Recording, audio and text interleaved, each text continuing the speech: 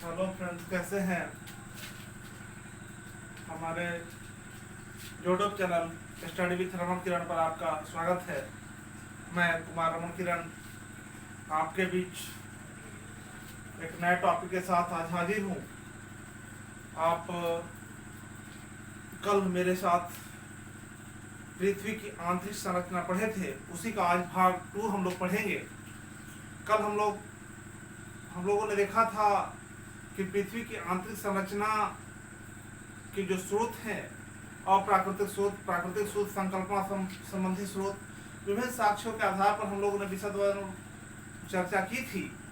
आज हम लोग उसी कड़ी में जो भूकंप विज्ञान के साक्ष्य हैं, भूकंप विज्ञान की खोज के पश्चात जिस प्रकार से जब भूकंप विज्ञान की खोज हुई और उसके साक्ष्यों के आधार पर हम लोगों ने पृथ्वी की आंतरिक संरचना के बारे में सटीक तथा लगभग ठीक ठाक अनुमान लगाने का प्रयास जो भूवैज्ञानिकों ने किया है, उसके आधार पर हम कह सकते हैं कि भूकंप विज्ञान के साक्ष्यों के आधार पर पृथ्वी के आंतरिक भाग को 3 भागों में बांटा गया है। जो हमने कल चर्चा करते हुए, कल पढ़ते हुए हम लोगों ने चर्चा इस बात की थी कि हमारा जो ज्योग्राफी का संबंध पृथ्वी की आंतरिक संरचना से नहीं है, बल्कि इसका संबंध जियोफिजिक्स का है, भू विज्ञान का है। भू विज्ञान का संबंध पृथ्वी की आंतरिक संरचना से है। तो जो भू विज्ञान के विश्व के स्तरीय जो संगठन है, जिसको कहते हैं international union of geodesy and geophysics, उसने भूकंप विज्ञान के साक्ष्यों के आधार पर पृथ्वी की आंतरिक संरचना को 3 भागों में बांटा है। पृथ्वी की आंतरिक संरचना को कितने भागों में बांटा है? 3 भागों में बांटा है। उन 3 भागों को, प्रथम भाग को हम क्रस्ट या भूपरपट्टी कहते हैं। प्रथम भाग को हम क्रस्ट या भूपरपट्टी कहते हैं, जिसे 0 से 30 किलोमीटर तक माना जाता है। 0 से भू सतह से 30 किलोमीटर तक के सतह को क्या माना जाता है? क्रस्ट या भूपरपट्टी माना जाता है। दूसरा जो है वह है जिसको मेंटल या प्रवार कहते हैं। 30 किलोमीटर से लेकर 2900 किलोमीटर तक के क्षेत्र को मेंटल माना गया है, और 2900 किलोमीटर से लेकर 6371 अर्थात 63 से 71 किलोमीटर तक के भाग को हम क्रोड या अंतरतम कहते हैं। क्रोड या अंतरतम कहते हैं। इसे भूकंप में निकलने वाले जो वेव्स हैं, इन वेव्स के विचलन के आधार पर तथा पृथ्वी के घनत्व के आधार पर यह वर्गीकरण किया गया है। इसे मूल रूप से 3 भागों में बांटा गया है। क्रस्ट, मेंटल तथा क्रोड। क्रस्ट, मेंटल तथा क्रोड, इन 3 मंडलों को इनके घनत्व के आधार पर भूकंपीय इनके घनत्व के आधार पर तथा भूकंप में निकले तरंगों के विचलन के आधार पर इसे भी 3 उपमंडलों में बांटा गया है, जिसे ऊपरी क्रस्ट तथा निचली क्रस्ट कहते हैं, ऊपरी मंडल तथा निचली मंडल, बाह्य अंतरतम या क्रोड या आंतरिक अंतरतम या क्रोड जिसे कहा जाता है। बाह्य अंतर, इसको भी हमने पृथ्वी को भूकंप विज्ञान के साक्ष्यों के आधार पर पृथ्वी के आंतरिक भागों को 3 भागों में बांटा गया है। किसने बांटा? यह international union of geodesy and geophysics ने यह निश्चय किया कि इसे 3 आधार पर 3 खंडों में बांटा जा सकता है, जिसको पहला है क्रस्ट, दूसरा है मेंटल, तीसरा है क्रोड, जिसको हिंदी में कहते हैं भूपरपट्टी, प्रवार तथा अंतरतम। पुनः इसे इसके घनत्व के आधार पर ऊपरी क्रस्ट, निचली क्रस्ट, ऊपरी मेंटल, निचली मेंटल, बाह्य अंतरतम, आंतरिक अंतरतम, इसमें बांटा गया है। अब यहाँ जो क्रस्ट होता है वह क्रस्ट, ऊपरी सतह को हम क्रस्ट कहते हैं। क्रस्ट 0 से 30 किलोमीटर तक की दूरी को हम क्रस्ट या ऊपरी क्रस्ट कहते हैं। भूतल से 30 किलोमीटर तक के जो क्षेत्र है उसे ऊपरी क्रस्ट कहा जाता है। यह क्रस्ट जो होता है वह सभी जगहों पर एक समान सी रचनाओं का निर्माण नहीं करता है।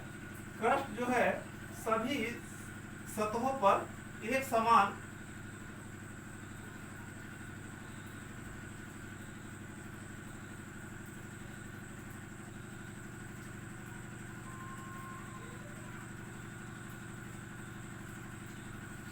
जहां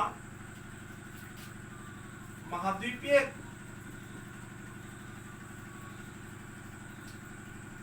क्रस्ट की मोटाई अधिक है, वहीं महासागरीय क्रस्ट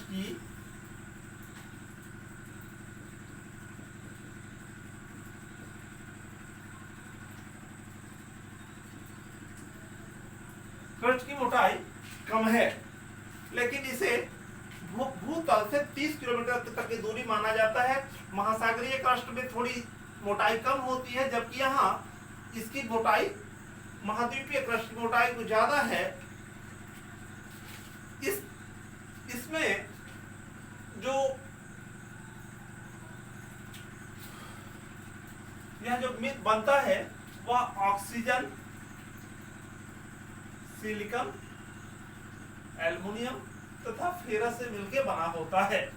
इसमें सबसे अधिक ऑक्सीजन की मात्रा होती है, उसके बाद सिलिकॉन की मात्रा होती है, उसके बाद एल्युमिनियम की मात्रा होती है, उसके बाद फेरस की मात्रा होती है। क्योंकि हम जानते हैं कि ऑक्सीजन खनिज नहीं है, इस कारण इसमें ज्यादा मात्रा सिलिकॉन और एल्युमिनियम की है, इसलिए इसे हम सियाल भी कहते हैं। इसे हम सिलिकॉन एल्युमिनियम के मिलकर बने होने के कारण हम इसे सियाल कहते हैं। इसका जो घनत्व होता है वह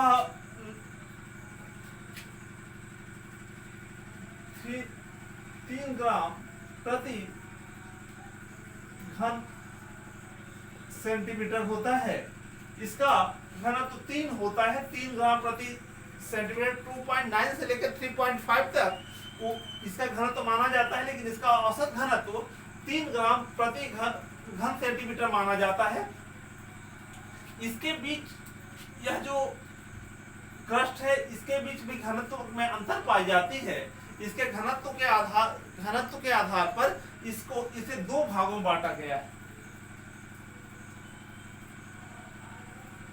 इसको जब हम बांटते हैं, जैसे कोई एक छोटी पतली कोई लेयर नहीं है जिससे उसको असंपृक्त कर दिया जाए दोनों लेयरों को। जैसे आपने देखा होगा कि जब महानगर और ग्रामीण क्षेत्रों की बात करें तो महानगर और ग्रामीण क्षेत्रों में बीच कोई ऐसी स्पष्ट विभाजक रेखा नहीं होती, जहां के बाद सीधे बड़े बाजार के बाद छोटे बाजार आ जाते हैं, वहां के बाद कुछ छोटे बाजार के बाद तमाम ऐसे पहले बहुत सघन क्षेत्र, उसके बाद हल्का विरल क्षेत्र, उसके बाद हल्का विरल क्षेत्र होते होते तब जाकर गांव नजर आता है। वहां कोई स्पष्ट विभाजक रेखा नहीं होती। उसी प्रकार इसके बीच में भी जो स्पष्ट विभाजक रेखा नहीं है कि एक पतली परत है, जिसके बाद उसको ऊपरी क्रस्ट और उस निचले वाले भाग को निचली क्रस्ट मान लिया जाए। यहाँ भी तो यह जो डिसकंटिन्यूटी क्षेत्र होती है, जो असंबद्धता क्षेत्र होती है, इसको हम कोनराड असंबद्धता के नाम से जानते हैं। जो क्रस्ट या भूपर्पटी के बीच एक लेयर पाई जाती है जो असतत क्षेत्र है, जिसको डिसकंटिन्यूटी कहते हैं, उसको कोनराड असंबद्धता या कोनराड असातत्य क्षेत्र कहते हैं। यह ऊपरी क्रस्ट तथा निचली क्रस्ट के बीच बांटने वाली रेखा है। बांटने वाला क्षेत्र है जिसको कोनराड असंबद्धता या हम उसको कोनराड असातत्य क्षेत्र या कोनराड डिसकंटिन्यूटी एरिया के नाम से जानते हैं। इसका घनत्व 3 ग्राम प्रति घन सेंटीमीटर होता है। अब हम आते हैं मेंटल या प्रवार पर। मेंटल या प्रवार जो होता है, मेंटल या प्रवार जो होता है, इसे यह बिचला भाग है। 30 किलोमीटर से लेकर 29 किलोमीटर तक का 2900 किलोमीटर तक का क्षेत्र मेंटल या प्रवार कहलाता है। इसका घनत्व निचली मेंटल का 5.5 ग्राम प्रति घन सेंटीमीटर होता है तथा ऊपरी मेंटल का घनत्व 4.3 ग्राम प्रति घन सेंटीमीटर होता है। 30 किलोमीटर से लेकर के 700 किलोमीटर तक का क्षेत्र को हम ऊपरी मेंटल कहते हैं। 30 किलोमीटर से लेकर 700 किलोमीटर तक का क्षेत्र ऊपरी मेंटल कहलाता है तथा 700 किलोमीटर से लेकर के 2900 किलोमीटर तक का क्षेत्र निचली मेंटल कहलाता है। ऊपरी मेंटल का घनत्व 4.3 ग्राम प्रति घन सेंटीमीटर होता है, जबकि निचली मेंटल का घनत्व 5.5 घन से प्रति घन सेंटीमीटर होता है। इसमें मूल रूप से सिलिकॉन तथा मैग्नीशियम की अधिकता होती है। सिलिकॉन तथा मैग्नीशियम की अधिकता होती है, इसलिए इसे सीमा भी कहते हैं। इस परत को हम सीमा भी कहते हैं। जो क्रस्ट तथा ऊपरी क्रस्ट और मेंटल को जो बांटता है, जो डिसकंटिन्यूटी करता है, जो असंबद्ध करता है, उसको हम मोहो असंबद्धता के नाम से जानते हैं। इसको हम मोहो असंबद्धता या मोहो डिसकंटिन्यूटी की या मोहो असातत्य क्षेत्र के नाम से जानेंगे। जो जैसे हमने पढ़ा भी कि क्रस्ट और ऊपरी क्रस्ट और निचली क्रस्ट को जो बांटता है उसको हम कोनराड असंबद्धता या कोनराड डिसकंटिन्यूटी क्षेत्र कहते हैं। उसी प्रकार जब हम क्रस्ट तथा मेंटल को बांटता है जो असंबद्ध क्षेत्र, उसको हम मोहो असंबद्धता कहते हैं। मोहो असंबद्धता या मोहो असातत्य क्षेत्र कहते हैं। इसे मोहो डिसकंटिन्यूटी के नाम से भी जाना जाता है। इसका नाम, यह जो मेंटल है, इसका दूसरा नाम, चूंकि इसमें सिलिकॉन तथा मैग्नीशियम की अधिकता है, इसलिए इसका नाम सीमा भी रखा गया है। इसे सीमा भी कहा जाता है। इसका घनत्व 4.3 ग्राम प्रति घन सेंटीमीटर तथा इसका निचली मेंटल का घनत्व 5.5 ग्राम प्रति घन सेंटीमीटर है। ऊपरी मेंटल तथा निचली मेंटल को जो विभाजित करती है असंबद्ध क्षेत्र, उसको हम कहते हैं रेपेटी असंबद्धता। रेपेटी असंबद्धता जो 700 किलोमीटर के आसपास पाई जाती है और यह डिसकंटिन्यूटी क्षेत्र यहीं पाया जाता है। अब जो तीसरा है, इसमें तीसरा जो क्षेत्र है वह है क्रोड या अंतरतम। क्रोड या अंतरतम 2900 किलोमीटर से लेकर 6371 किलोमीटर तक का क्षेत्र पृथ्वी का बाह्य क्रोड या अंतरतम कहलाता है। इसे भी घनत्व के आधार पर हम दो भागों में बांटते हैं। इसे भी हम दो भागों में बांटते हैं। पहला जो भाग है, ऊपर वाला भाग बाह्य अंतरतम या क्रोड कहलाता है और नीचे वाला भाग आंतरिक अंतरतम या क्रोड कहलाता है। इसका घनत्व बाह्य अंतरतम का घनत्व 11 ग्राम प्रति घन सेंटीमीटर होता है, जबकि आंतरिक अंतरतम का घनत्व 13.6 ग्राम प्रति घन सेंटीमीटर होता है।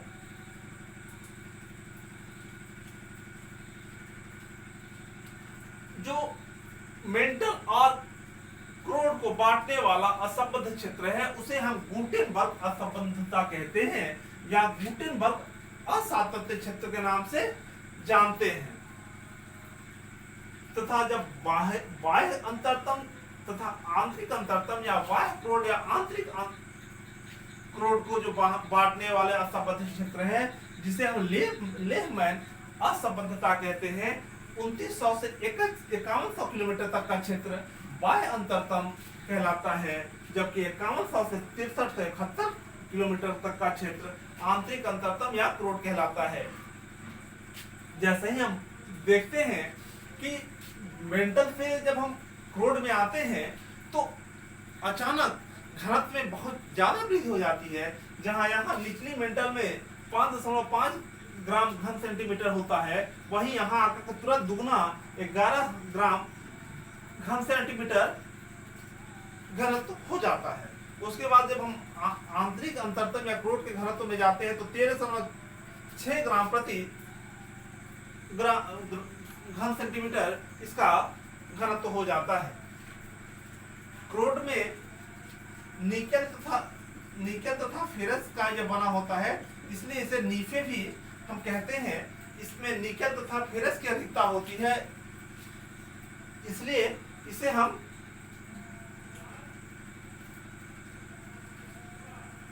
नीफे भी कहते हैं। आंतरिक अंतरतम तथा बाह्य अंतरतम को जो बांटने वाला असंबद्ध क्षेत्र है उसे हम लेहमैन असंबद्धता के नाम से भी जानते हैं। जो मेंटल है वह कुल पृथ्वी के आंतरिक भाग का 83% आयतन 83% आयतन तथा लगभग 68% द्रव्यमान, 83% आयतन तथा लगभग 68% द्रव्यमान रखता है। इस कारण ज्यादा मेंटल ही महत्वपूर्ण हो जाता है। हम जब निचले भाग में आते हैं क्रोड में, तो क्रोड का चूंकि इस पर नीचे जाने पर ताप और दाब दोनों बहुत अधिक बढ़ता है। यहाँ का निचले भाग का क्रोड का अधिक 5500 डिग्री सी टेम्परेचर होता है, जिसके कारण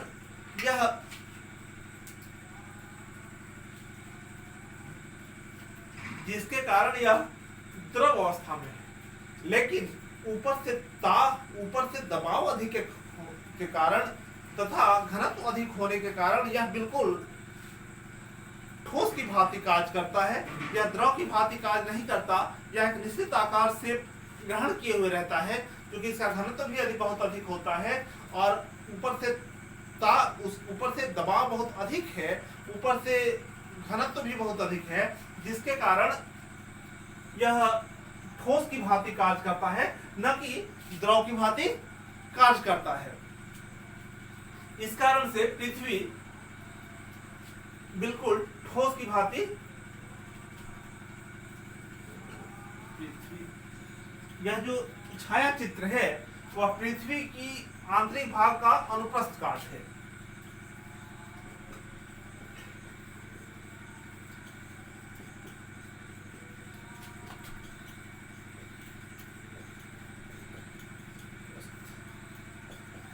आप जब नोट्स बनाएंगे तो उसमें देखेंगे पृथ्वी के आंतरिक हिस्सों को 3 हिस्सों में बांटेंगे। पहला क्रस्ट या भूत प्रॉपर्टी होगा जो 0 से 30 किलोमीटर, दूसरा मेंटल या प्रवाल होगा जो 30 किलोमीटर से 2900 किलोमीटर, और तीसरा क्रोड होगा जो 2900 से 63 से 71 किलोमीटर।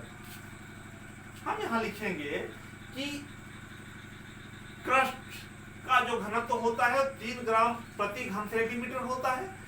क्रस्ट को भी अब 2 हिस्सों घनत्व के आधार पर 2 हिस्सों में बांटते हैं, ऊपरी क्रस्ट निचले क्रस्ट। ऊपरी क्रस्ट और निचले क्रस्ट को जो बांटने वाली असंबद्ध क्षेत्र होती है उसे कोनराड असंबद्धता या कोनराड असातत्य क्षेत्र कहते हैं, कोनराड डिसकंटिन्यूटी एरियाज कहते हैं। इसका घनत्व 3 ग्राम प्रति घन सेंटीमीटर से होता है, इसमें सिलिकॉन तथा एल्युमिनियम की अधिकता होती है, इस कारण इसे सियाल के नाम से भी जाना जाता है। उसके बाद जब हम मेंटल या प्रवार में आएंगे तो मेंटल या प्रवार को क्रस्ट से अलग करने वाले आतातत्य क्षेत्र को हम मोहो असंबद्धता कहते हैं। मेंटल को भी दो घनत्व के आधार पर दो भागों पाते हैं, ऊपरी मेंटल, निचली मेंटल। ऊपरी मेंटल 30 किलोमीटर से लेकर 700 किलोमीटर तक का क्षेत्र ऊपरी मेंटल कहलाता है तथा 700 किलोमीटर से लेकर 2900 किलोमीटर तक का क्षेत्र निचली मेंटल कहलाता है। ऊपरी मेंटल का घनत्व 4.3 ग्राम प्रति घन सेंटीमीटर होता है, जबकि निचली मेंटल का घनत्व 5.5 ग्राम प्रति घन सेंटीमीटर होता है। इस प्रकार से आप एक नोट्स बना लेंगे। हम आने वाले दिनों में आपको पीडीएफ नोट्स मुहैया कराने की कोशिश करेंगे। आप हमारे इस चैनल से जुड़े तथा जो बातें बताई जा रही हैं आप इसका लाभ उठाएं। आने वाले दिनों में जब हम इस विधि से यदि तैयारी करते रहें तो बड़ी आसानी होगी। हमारा उद्देश्य उन छात्रों तक पहुंचना है जो जहां किताबें नहीं पहुंच पाती, जहां कोचिंग का अभाव है। ज़्यादा से ज़्यादा अपने दोस्तों को इस वीडियो को लाइक तथा शेयर करें तथा दोस्तों के साथ भी शेयर करें। आप यह वीडियो कैसा लग रहा है हमें कमेंट बॉक्स में ज़रूर लिखें। यदि कोई कमी रह जाता है, यदि समझ में नहीं आता तो कमेंट बॉक्स में लिखें, हम इसे दूर करने की कोशिश करेंगे। तब तक के लिए जय हिंद, गुड नाइट। अगले वीडियो में फिर